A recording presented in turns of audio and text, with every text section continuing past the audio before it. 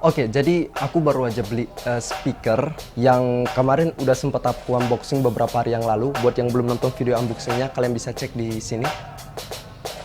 Cerita dikit ya, jadi dari kemarin aku nyari speaker yang gak perlu yang bagus sih, yang murah aja. Cuman aku butuh speaker yang bisa Bluetooth, tapi juga bisa pakai kabel aux. Jadi kabel aux itu fungsinya biar bisa dipakein ke laptop. Setelah aku cari-cari, akhirnya aku menemuin sebuah speaker yang harganya murah dan sesuai dengan kebutuhanku. Jadi dia bisa Bluetooth, bisa juga pakai aux, dan kualitas suaranya menurutku cukup baik di harga segini. Jadi ini adalah review speaker TD V26.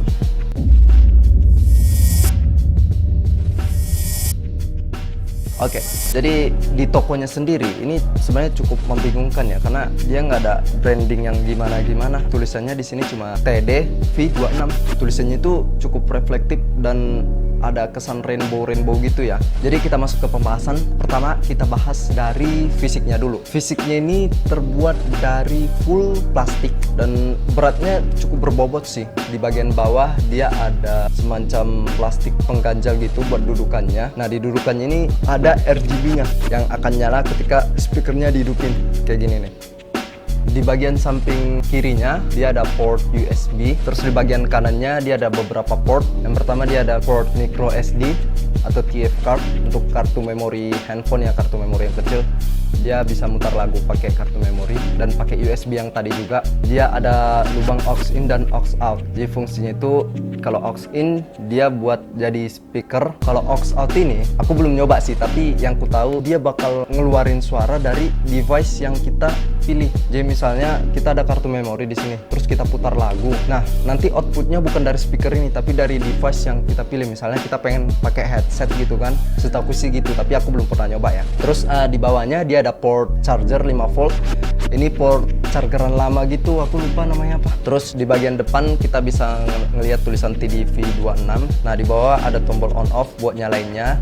Di samping kanan kita bisa ngelihat ada volume up dan tombol forward. Di sampingnya ada volume down dan tombol previous. Kemudian ada tombol pause dan tombol stop dan tombol mode. Tombol mode ini untuk mengganti modenya. Kita mau pakai mode FM radio. Oh ya, dia juga bisa mutar radio ya. Mode radio, mode Bluetooth, mode aux.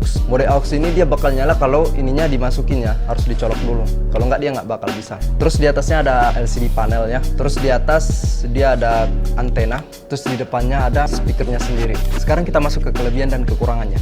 Kita mulai dari kelebihannya dulu. Yang pertama, kualitasnya jujur unexpected sih. Karena bayanganku dia bakal memiliki kualitas suara yang pecah, selainnya speaker 50 ribuan yang murah ya kan. Dan ternyata nggak, dia sama sekali nggak pecah. Aku udah coba di volume tertingginya, dia sama sekali nggak pecah. Dan by the way, volume tertingginya itu cuma sebatas 30.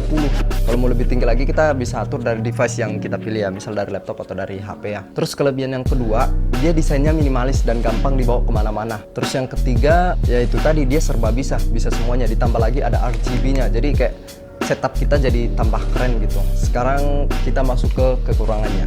Kekurangan yang pertama, dia memiliki LCD yang cukup membingungkan. Di samping kanan ini ada indikator baterai yang tidak pernah berubah. Entah kenapa indikatornya ini nggak pernah berubah, jadi selalu penuh. Ketika habis, dia bakal ada ngomong, nanti ada instruksinya sendiri. Tapi indikator baterainya ini nggak bakal berkurang, dia bakal tetap penuh. Dan di samping kirinya, dia ada indikator buat cas, tapi nggak ada indikator buat penuh. Jadi ketika dia penuh, si indikatornya ini bakal mati.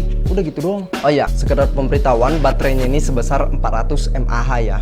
Kekurangan yang kedua itu ada di desainnya. Ini mode normalnya ya, speakernya ngadap kita dong, tapi si LCD-nya ini ngadap belakang. Kalau kita pengen ngelihat LCD-nya, kita harus putar lagi. Ya pokoknya cukup membingungkan lah. Kenapa nggak dibikin ininya? Bagusnya harusnya di atas sih menurutku. Tapi ya di atas ada ini, ada antena. Ini kan kalau kita ngarahin ke atas, LCD-nya bakal ketutup nih. Nah, jadi saling menutupi semuanya. Mau ngadap manapun dia bakal saling menutupi. Kekurangan yang kedua, ini ada di portnya itu sendiri. Ketika kita menggunakan port aux in atau aux out, kita nggak akan bisa pakai charger.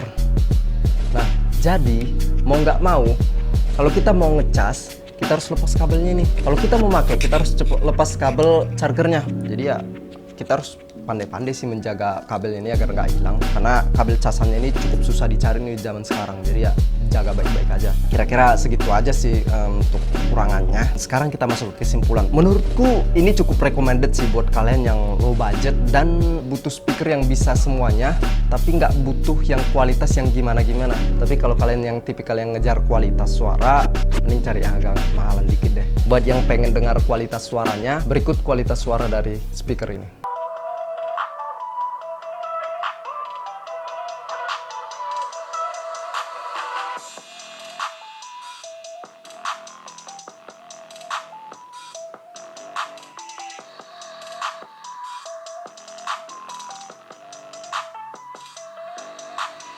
Oke, jadi gimana menurut kalian? Menurutku ini cukup recommended sih. Oke, cukup sekian video kali ini. Jangan lupa like, comment, dan subscribe. Tungguin video-video selanjutnya dan sampai jumpa.